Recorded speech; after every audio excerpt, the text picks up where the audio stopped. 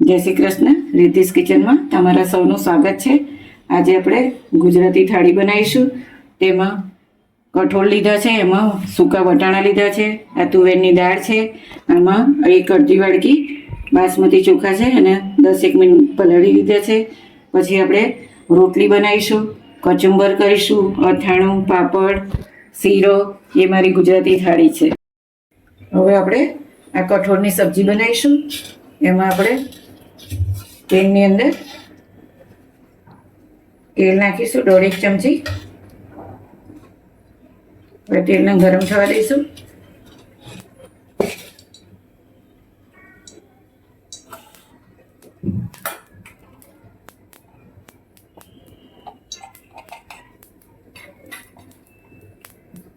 તેલ ગરમ થાય એટલે આપણે જીરાનો વઘાર આપીશું. જીરું થોડું તતડી જાય એટલે આપણે એની અંદર હિંગ નાખીશું. હિંગ નાખ્યા પછી થોડી હળદર નાખીશું એટલે વટાણાની અંદર એનો કલર આવી જાય. હવે એની અંદર આપણે આ વટાણા નાખી દઈશું.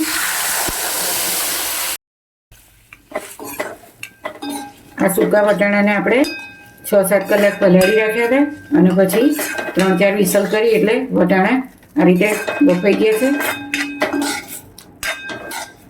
તમારે તાત્કાલિક જરૂર હોય તો થોડું પાણી ગરમ કરી અને એની અંદર વટાણા નાખી અને ખાવાનો સોડા નાખો તો આપણા વટાણા 2-3 સીટીમાં થઈ જાય છે. હવે આપણે એની અંદર રૂટીન મસાલા કરીશું. એમાં અડધી ચમચી ધાણા જીરું, થોડો ગરમ મસાલો, 1 ચમચી લાલ મરચું પાવડર. એ તમારી જરૂર મુજબ નાખવું. તીખું ખાવું, મોરું ખાવું એ તમારી પર ડિપેન્ડ કરે છે. આ વટાણાની સબ્જી આપણે થોડી લચકા પડતી કરીશું, થોડી ખાટી, થોડી મીઠી એ રીતે કરીશું. થોડો ગેસ ફાસ્ટ રાખીશું. હવે એની અંદર આપણે બાફવાની અંદર મીઠું નાખ્યું છે એટલે થોડું મીઠું ટેસ્ટ કરીને ફરી ચાખીને તમારે જોઈએ એ પ્રમાણે નાખવાનું છે. હવે એને થોડું થવા દેવાનું છે ધીમા તાપે. હવે આમાં આપણે 1 ચમચી ગોળ નાખીશું અને આંબલીનો પલ્પ છે. આપણે આંબલી પલાળીને એનો રસ બનાવી દીધેલો છે એ 2 ચમચી નાખીશું. ફરી ખાટું મીઠું તમારી જરૂર મુજબ કરવાનું. અને આ રીતે થવા દેવાનું છે. સબ્જીમાં કલર સારો આવે એના માટે આપણે અડધી ચમચી કાશ્મીરી લાલ મરચું પાવડર નાખીશું. એનાથી સબ્જીનો લુક બહુ સરસ લાગે છે. હવે એને 5 મિનિટ આપણે થવા દઈશું. હવે આપણું આ વટાણાનું શાક લચકા પડતું તૈયાર થઈ ગયું છે. હવે એની ઉપર આપણે થોડી કોથમીર નાખી દઈશું. આ શાક તૈયાર થઈ ગયું છે. હવે આપણે ગેસ બંધ કરી દઈશું. હવે આ ભાત માટે આપણે આ બાસમતી ચોખા લીધા હતા, એને પલાળી રાખ્યા હતા, એનામાંથી પાણી નીતાળી દીધું છે. હવે આપણે 2 ગ્લાસ પાણી ગરમ કર્યું છે. આપણે ચોખાનો દાણો છૂટો થાય એના માટે આપણે થોડું ઘી નાખીશું અને અડધી ચમચી લીંબુનો રસ નાખીશું. એનાથી આપણે ચોખા વ્હાઈટ બને છે. આવા આપણે મિક્સ કરી દીધું છે. એની અંદર આપણે આ ચોખા તપેલીમાં નાખીશું. પછી અડધી ચમચી મીઠું નાખીશું. અમુક જણને મોરા ભાત ગમે છે, એ તમારી રુચિ પ્રમાણે હોય છે. હવે આપણે આ મિક્સ કરીશું. ધીમા તાપે એને થવા દઈશું. 5-10 મિનિટમાં આપણા ચોખા થઈ જશે. હવે ભાતમાં એક ઉભરો આવી ગયો છે. હજુ આપણે થોડા ચોખા કાચા છે, હજુ એક ઉભરો આવે પછી એને આપણે ઓસી લઈશું. પણ આપણે થઈ ગયો છે. હવે એને આપણે કાણાવાળી જાળીમાં એને ઓસી લઈશું.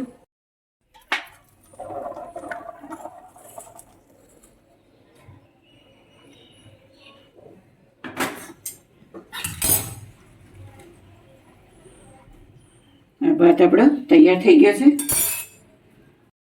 આપણી દાળ હવે બફાઈને તૈયાર થઈ ગઈ છે. હવે આપણે એક કઢાઈ મૂકીશું. એની અંદર 2 ચમચી મોટી તેલ નાખ્યું છે. હવે એમાં આપણે રાઈ નાખીશું. આપણે વઘાર માટે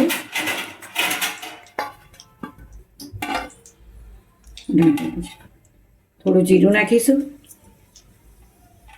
અને મેથી છે અને સૂકા મરચાં એ નાખી અને આપણે ઢાંકણ બંધ કરી દઈશું. ફરી એની અંદર આપણે લીમડો નાખીશું. લીમડો નાખ્યા પછી આ હિંગ નાખીશું. આપણે વઘાર હવે આવી ગયો છે. આપણે ઢાંકણ ખોલી નાખીશું અને ફરી એની અંદર એક અડધું ટામેટું છે એ સમારી નાખીશું અને લીલું મરચું છે એ નાખીશું. પછી એને આપણે સાંતળી લઈશું.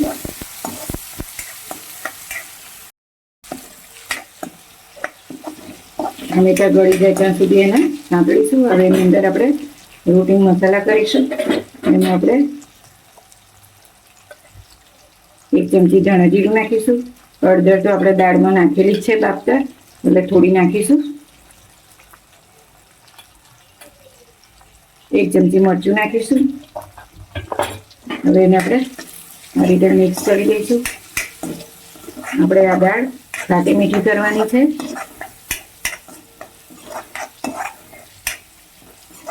ટામેટા બરોબર સંકળાઈ જાય પછી દાળ અંદર ઉમેરવાની છે. હજુ આપણા ટામેટા કાચા દેખાય છે, એટલે થોડા ગળી જાય ત્યાં સુધી એને સાંતળીશું. ગેસ આપણે થોડો ધીમો રાખીશું. હવે એની અંદર આપણે થોડો ગોળ નાખી દઈશું.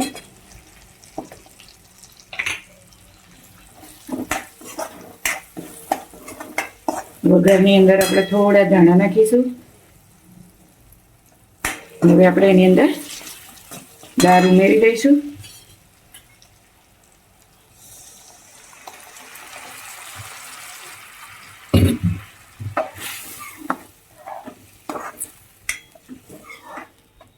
આજે આપણે ગુજરાતી થાળી બનાવીશું. એમાં બિલકુલ આપણે લસણનો ઉપયોગ કર્યો નહીં. જે લસણ ડુંગળી નાખાતું હોય એ પણ આ થાળીનો ઉપયોગ કરી શકે છે. હવે આપણે એની અંદર અડધી ગ્લાસ જેટલું પાણી નાખીશું. દાળ તમારી રીતે જાડી પાતળી, કોઈને જાડી ગમે કોઈને પાતળી ગમે એ રીતે પાણી રેડવાનું છે અંદર. તમારા બાળકો આદુ ખાતા હોય તો નાખવું, ના ખાય તો નહીં નાખવાનું. હવે આ દાળને આપણે ધીરા ગેસે ઉકળવા દઈશું.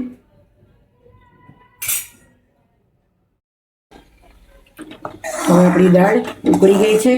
એની અંદર હવે આપણે ટેસ્ટ કરીને થોડું મીઠું નાખી દઈશું. હવે આપણે ગેસ બંધ કરી દઈશું અને એની અંદર આપણે થોડો લીંબુનો રસ નાખી દઈશું અને આ લીલા ધાણા નાખી દઈશું.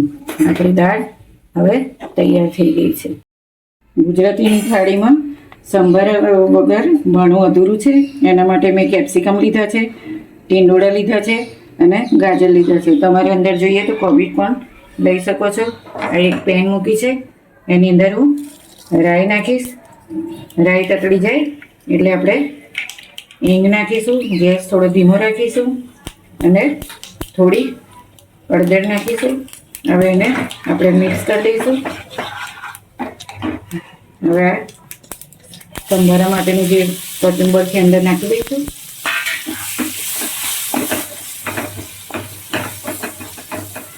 સંભારો અધકચરો જ કરવાનો હોય, એને ફૂલ ચડવા ન દેવાનો હોય. કાચો પાકો હોય તો ખાવામાં ક્રન્ચી ટેસ્ટ આવે છે. એની અંદર આપણે થોડું મીઠું નાખીશું.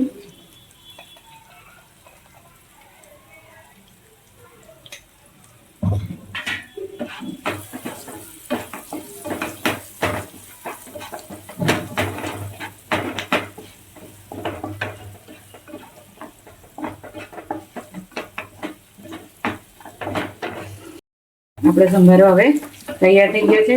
ગેસ બંધ કરી એની પર આપણે થોડી કોથમીર ભભરાઈ દઈશું અને એક કઢી ઉતારી દઈશું. હવે આપણે ગુજરાતીઓને પ્રિય એવો ઘઉંનો શીરો કરીશું. એમાં આપણે કઢાઈ મૂકી છે, એમાં લોટ શેકવા માટે 2-3 ચમચી ઘી નાખીશું અને પછી આપણે એની અંદર ઘઉંનો લોટ નાખીશું. આ કકરો લોટ છે, એને આપણે ધીમા તાપે શેકવાનો છે.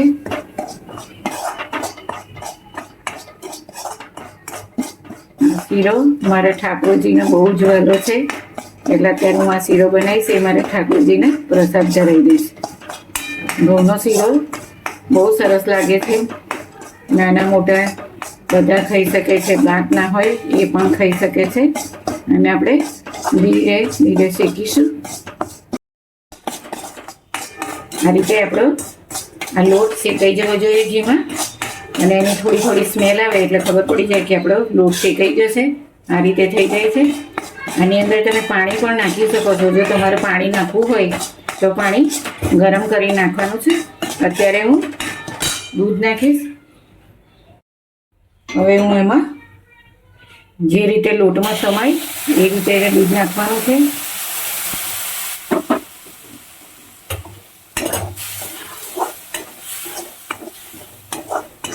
બધું એની અંદર આપણે અડધો કપ જેટલું દૂધ ઉમેરાશે, એટલે હું આ બધું દૂધ અંદર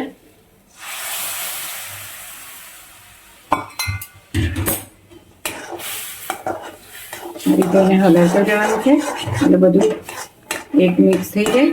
અને એની અંદર આપણે કાજુ, બદામ, દ્રાક્ષ, ચારોરી, ઇલાયચી એવું ડ્રાયફ્રૂટ નાખીશું. દૂધ થોડું અંદર પચી જાય એટલે આપણે એની અંદર તમારે ગળ્યું ખાવું છે કે મોરું એ રીતે તમે ખાંડ ઉમેરી શકો છો.